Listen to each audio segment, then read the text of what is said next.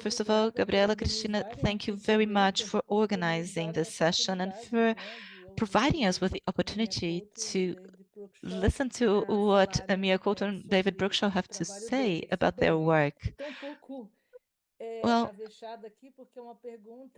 I'm a little embarrassed about asking this question because it's a question coming from somebody who hasn't read the book, so I apologize already for it. But maybe that's good. Maybe that's a good thing.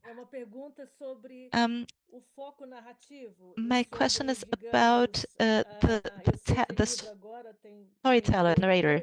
I understand that the book is told by two people, so there are two voices telling the story.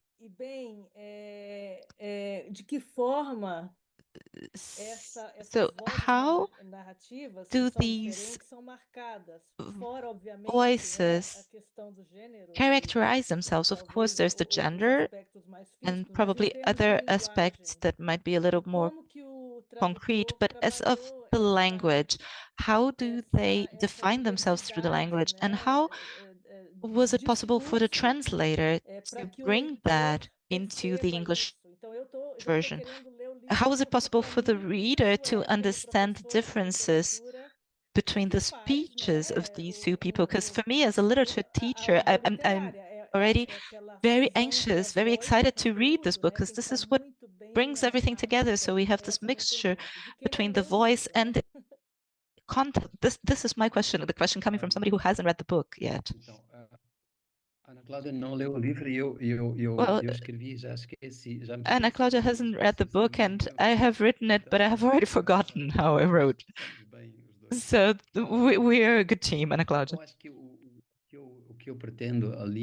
I believe that my intention is to provide voices to something that really amazes me. We have this idea in Mozambique between the human and the non-human. We do not understand it if we see it through European eyes. The world is divided by those who are alive and those who are dead, those who are present and those who are absent. And in Mozambique, we have different dimensions. Sometimes there's not a name to describe it, and sometimes there are many names to describe. So for nature, for future, for God, religion, there is not a word to describe all that in any of the 28 languages in Mozambique. And those are very, very universal concepts for us, but they are not that universal in the end. For these cultures, there is no difference. There's no way to differentiate what is within and what is not within nature. So this fascinates me.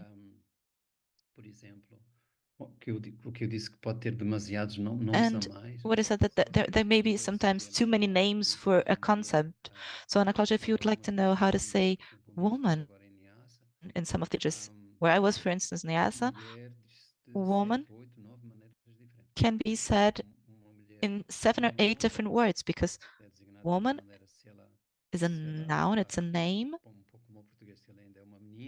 but it's going to be a one word if it's still a girl, if she's still younger, and then initiation rites have already been performed. There's going to be another word if she is married but still hasn't had kids. It's going to be another word if she has already had the first child. It's going to be a different word. So these are categories that define this community, and this concept that for us would be a single woman. And when men gather at the patio and see those women, you're going to see that these women are going to feel differently. So women are going to stay one side and men on the other. And this is something that was very different, very difficult, because women will all sit, they belong to different categories. They are not only one category. So it's a different word. It's a way to see the word differently. It's not like in Brazil, for instance, because if you go to the only if you go very far away to the Amazonian forest. This is not it in Mozambique. This exists everywhere. You have this way to see the world and their way to understand the gods and the people who are not living anymore. A pergunta era como para Okay. o tradutor também. I think there was also a question to me as a translator. Para mim, a Well, tradução reflete o I must say that the original. translation is a reflection of the original, of the Portuguese original text. Do Mia, muitas vezes, The novels written by Mia uma voz feminina e uma voz masculina. are told by a female voice and by a male voice. If you go for the historic trilogy, também tem esse formato pouco. Is also written in this style.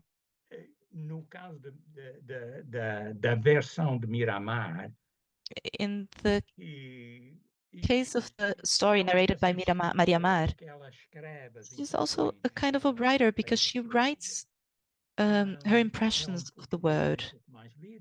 Her Portuguese is a little more lyrical. There is a little more reflection. There is more poetry in her way of speaking.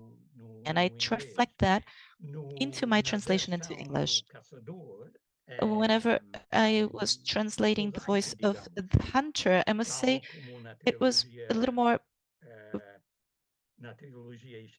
original, like such as in the historic trilogy.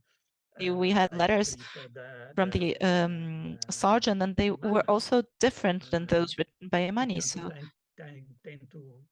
I do try to bring those differences into the written text in English, to the translation.